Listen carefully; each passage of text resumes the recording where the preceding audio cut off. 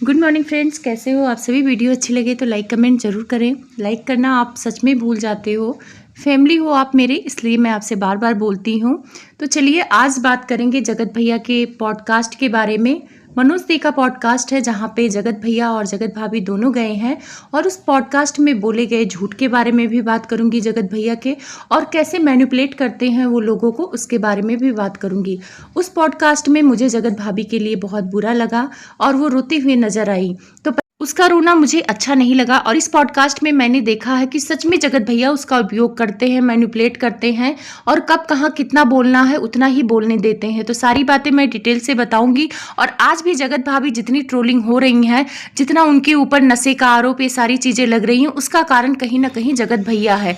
मानती हूँ उसको बोलना नहीं आता, उसकी बॉडी लैंग्वेज वैसी है, तो उसमें सुधार इनकी पूरी फैमिली कर सकती है, लेकिन पैसे के लिए उसमें सुधार नहीं किया जाएगा। उसके उल जलूल हरकतों को उसके वीडियो बना के और फेसबुक पे डाला जाएगा ताकि पैसे खूब आए। तो चलिए जानते हैं जगत भैया के पॉडकास्ट पर उनकी क्या जर्नी रही और क्या क्या कहानी सुनाया और क्या क्या झूठ बोला। तो जगत भैया से मनोज दे ने पूछा कि आपकी इनकम कितनी है, आप क्या कर रहे थे, तो उन्होंने वही बताया कि वो इंजीनियर थे, 20-25 हज़ार रुपये कमाते थे। अब 10 लाख लगा के 20-25 हज़ार कमाना उन्हें सही नहीं लगा, इसलिए टीचिंग लाइन में गए। और 2020 में ये जब इनकी शादी हुई तो ये जो जगत भाभी थी टिकटॉक बनाती थी, धीरे धीरे इनसे भी बोला कि तुम भी बनाओ, और धीरे धीरे यूट्यूब पर चैनल बनाने को सोचा। और चैनल का नाम क्या रखे, तो इन्होंने बताया कि मैंने खुशी और विवेक के चैनल को कॉपी किया था उनके नाम को, और उनके नाम पर ही मैंने अपने चैनल का नाम रखा था, क्योंकि उनके चैनल का नाम भी मिस्टर और मिसेज करके था, और उन्हीं को कॉपी करके मैंने ये रखा। और वो दोनों बहुत अच्छे हैं, अभी हाल में ही मिला हूँ, जगत भैया ने क्लियर किया। उसके बाद मनोज दे ने दूसरा सवाल पूछा कि आपकी इनकम कहाँ से आती है, आपकी मेन इनकम क्या है। तो इन्होंने बोला कि मेरी जो मेन इनकम है वो यूट्यूब से आती है, बाकी और सोशल प्लेटफॉर्म है वहां से भी मैं पैसे कमाता हूं, और कुछ सीक्रेट है जो मैं नहीं बता सकता हूं, वक्त आने पर बताऊंगा।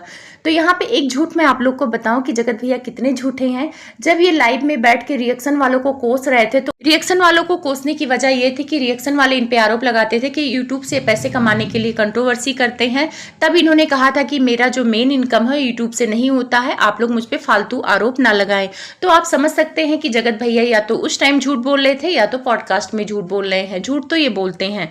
फिर मनोज दे ने इनसे सवाल किया कि आपने यूट्यूब से पैसे कमाए हैं, तो ऐसा क्या हासिल किया है सोशल मीडिया से कमाए गए पैसों से। तो उन्होंने कहा है कि सोशल मीडिया से कमाए गए पैसों से मैंने 3 करोड़ का घर बनाया है। हाँ, पूरे मतलब सोशल मीडिया को मिला के ही मैंने वो घर बनाया है। और साथ में इन्होंने बोला है कि मैंने लोन ले रखा है, कुछ लोन भर दिया है और कुछ अभी लोन बाकी भी है, और मैं टैक्स भी भरता हूँ। तो जो अंकुश सक्सेना ने इन पे आरोप लगाया था कि जब ये कंट्रोवर्सी हुई थी और पूजा किया था इन लोगों ने, जो नजर दोष वाला पूजा किया था, तो जब सक्सेना वहां गए थे तो ये सक्सेना के सामने ये बात बोले होंगे कि अगर ये कंट्रोवर्सी आगे नहीं बढ़ी तो मैं सड़क पे आ जाऊंगा। ये बात सच होती हुई नजर आ रही है, क्योंकि इन्होंने लोन ले रखा है, ये पॉडकास्ट में बात कबूल कर लिया है।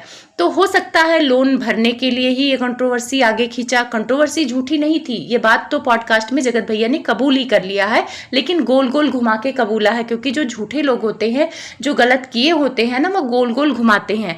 तो जगत भैया झूठ बोल रहे थे कि कंट्रोवर्सी फेक है, तो वहां पे कैसे बोलते कि फेक कंट्रोवर्सी थी। तो वहां पर गोल गोल घुमा दिया कि हाँ ये कंट्रोवर्सी कुछ सच है, लेकिन कुछ चीजें जो मैंने बोली है वो झूठ बोली है, और किसी को बचाने के लिए मैंने झूठ बोला है और सारे आरोप अपने ऊपर ले लिया है। एक चीज मुझे जगत भैया की बहुत अच्छी लगी कि वो सच को स्वीकार कर रहे हैं, कम से कम अपनी गलतियों को मान रहे हैं, पब्लिक के सामने माफी मांग रहे हैं, और पॉडकास्ट में भी माफी मांगी है। जगत दीदी एक तरफ कोई माफी नहीं मांगती हैं, अपनी गलती कभी नहीं स्वीकार करती हैं। तो यहाँ पे जगत भैया मुझे सही लगे कि कम से कम सच बोलने का हौसला है। रही बात दूसरों को बचाने के लिए, उन्होंने एक शब्द का प्रयोग किया था कि दूसरों को बचाने के लिए मैंने कुछ शब्द झूठ बोले हैं।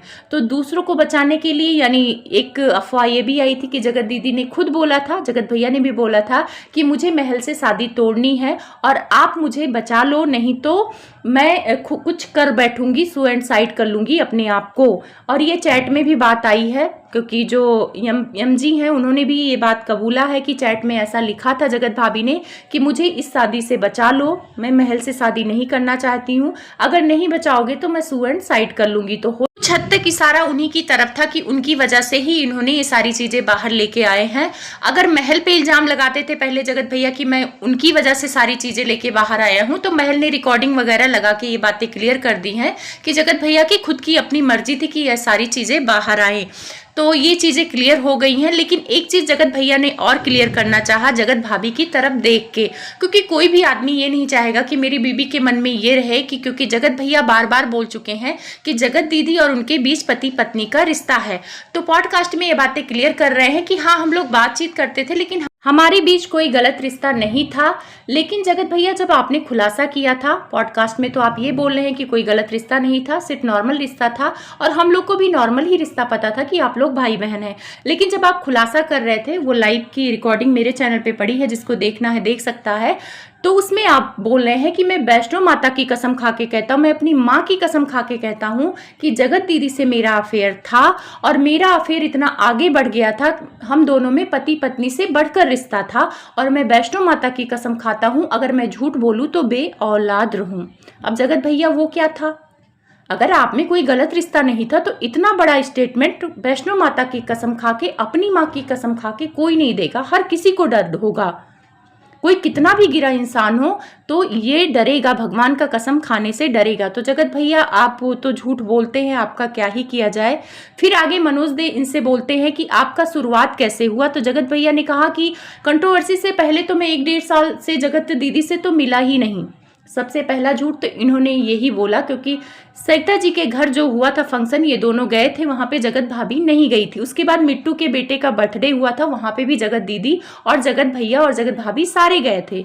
तो 1 साल से नहीं मिले, ये तो झूठ बोल रहे हैं। हाँ, जगत जीजा ने भी जब कंट्रोवर्सी हुई थी तो उन्होंने भी कहा था कि जगत भैया ने उनसे बोला था कि उनका रिश्ता बड़ा पाक साफ है। उसके बाद बोला कि हमारे बीच पति पत्नी का रिश्ता है, आप रास्ते से हट जाओ, नहीं तो मैं खुद को कुछ कर लूंगा और आपको कुछ कर दूंगा। ये बात जगत जीजा ने भी बोली है। और सबसे बड़ा सबूत जगत भैया मैं बताती हूँ कि आपके बीच और जगत दीदी के बीच पति पत्नी का रिश्ता था।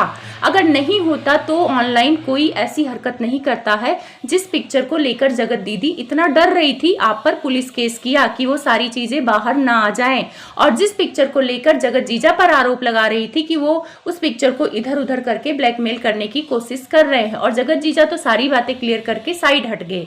तो वो पिक्चर कहाँ से आई? आपकी और जगत दीदी की पिक्चर कहाँ से आई? और उस जगत जीजा को वो पिक दिया कि नहीं दिया वो तो नहीं पता है, क्योंकि जगत जीजा ने कबूला नहीं, लेकिन इतना कबूला है कि वो पिक उनके ही किसी लेडीज को, मतलब फैमिली मेंबर के किसी लेडीज को आपने दिखाया है। तो इससे यकीन होता है कि वो पिक है, जिस पिक को लेकर जगत दीदी तुरंत डर गई और पुलिस केस आप पे कर दिया है। और जब ये चैट की चीजें बाहर आई थी, एमजी कुछ चैट के बारे में बोलना शुरू की, तो उनके ऊपर भी दबाव बनाया गया, आपकी भी फैमिली से और जगत दीदी की भी फैमिली से। एमजी भी पीछे हट गई। जो प्रेगनेंसी वगैरह की बात थी उस पे तो हम लोग पुष्टि नहीं करते हैं, पर पिक वाली जो बात थी वो जगत भैया सच है, और इस बात से आपने भी कभी डिनाई नहीं किया है। पिक वाली बात से आपने भी कबूल लिया है। तो यहाँ पे जगत भैया पॉडकास्ट में झूठ बोल रहे थे। जहाँ पे आप सच बोल रहे हैं भैया, मैं वहां पे बोलूंगी कि आप सच बोल रहे हैं। तो यहाँ पे जगत भैया झूठ बोल रहे हैं। जगत दीदी और जगत भैया का रिश्ता काफी क्लोज था, क्योंकि अगर क्लोज नहीं होता तो तहलका के लाइव में जिस हिसाब से जगत भैया रो रहे थे कि मेरी शादी करा दो, मेरी शादी करा दो। जगत भैया आप जिस हिसाब से एंगेजमेंट वाली जो वीडियो डाले थे, जहाँ पे रो रहे थे कि मुझे डर है कि ये चली जाएंगी और जो काम मैं इनके साथ करता था वो कोई और करेगा, इसी डर से मैं ये सारी चीजें फेक कंट्रोवर्सी कर दिया। तो ये कंट्रोवर्सी फेक नहीं थी जगत भैया, आपने भी कबूला है पॉडकास्ट में। जगत भैया आपने लाइव में बोला है, मेरे पास रिकॉर्डिंग पड़ी है, मेरे चैनल पर पड़ी है, कि मैं जिस होटल में मिलता था उसका नाम नंबर सब कुछ लाऊंगा, वक्त पड़ेगा और मैं बताऊंगा कि मैं कहाँ किस होटल में मिलता हूँ। तो होटल में मिलने कौन जाता है जगत भैया, और उसकी बात को हम कैसे झूठ मान ले। आप वहां पे भी वैष्णो माता की कसम खा रहे थे और बोल रहे थे कि अगर ये बात झूठी हो तो मैं बे औलाद रहूं। इंसान कितना भी गिरा हो अपने औलाद की झूठी कसम नहीं खाता है जगत भैया। तो पब्लिक इतनी बेवकूफ नहीं है। हाँ, जगत दीदी की अंधभक्त को आपकी बातें सच्ची लग सकती है, लेकिन जो समझदार है, जो बारीकी से इस कंट्रोवर्सी को देखा है, वो आपकी बातों में नहीं आने वाला है। और सबसे बड़ा झूठ इसलिए लग रहा है कि उस पॉडकास्ट में आपने जगत भाभी को बोलने नहीं दिया।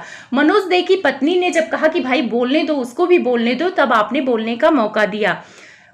मनोज दी ने जगत भाभी से पूछा कि आपको ये सब देख के कैसा महसूस हुआ, तो वो रोने लगी, बोली कि जितना मुझे दर्द तकलीफ हुआ है मुझे बहुत हुआ है, और मेरा यही था कि मैं बोल नहीं पाती थी, इसी वजह से सामने वाली पार्टी मुझ पे हावी थी, और ऐसा दर्द तकलीफ किसी को ना दे, और जो कुछ भी हुआ है मेरे साथ चीटिंग तो हुई है। और ऐसे बहुत सारे कमेंट्स आते थे कंट्रोवर्सी के टाइम पे कि छोड़ दो छोड़ दो, तो मेरे मन में भी ये सवाल आ गया था कि मैं छोड़ दूंगी। लेकिन कुछ कमेंट्स ऐसे भी आते थे कि लोग अपने पति को यमराज से छीन के ले आते हैं, तब मेरे मन में बैठा कि मैं अपने पति को उस औरत के चंगुल से छुड़ाऊंगी, और छुड़ा के ले आई हूँ, और इस टाइम पे सब कुछ ठीक है हमारे बीच। वहां पे रोते हुए कही कि मेरे पापा रोने लगे थे, मेरे पापा कभी नहीं रोते थे, और उस कंट्रोवर्सी में मेरे पापा काफी रोए हैं, और मुझे हमेशा समझाते थे कि ये इंसान दिल का अच्छा है, सारी चीजें सही हो जाएंगी। तो मैंने अपने पापा की बात मानी और अपने पति का साथ दिया। तो यहाँ पे एक चीज बोलूंगी कि जो ये जगत भाभी और जगत भैया का रिश्ता आज यकीनन सही हुआ है, वो जगत भाभी के पापा की वजह से हुआ है। और उसने एक बात और बोली कि मैं गांव से हूँ और गांव के लोग इतना तेज तर्रार नहीं होते हैं, और इसी वजह से मुझे बहुत तकलीफ हुई है ये जो कुछ भी हुआ है, और मेरे साथ तो चीटिंग हुई है। तो वहां पे जगत भैया को लगा कि ये और कुछ ना बोले, तो उसको रोक देते, कहते नहीं नहीं ऐसा कोई बात नहीं है, ये सारी चीजें ऐसे नहीं हुई हैं। क्योंकि वहां पे मनोज दी ने एक सवाल जगत भैया से किया कि ये शुरुआत कैसे हुई, आपके और उस लेडी के बीच में चक्कर शुरू कैसे हुआ।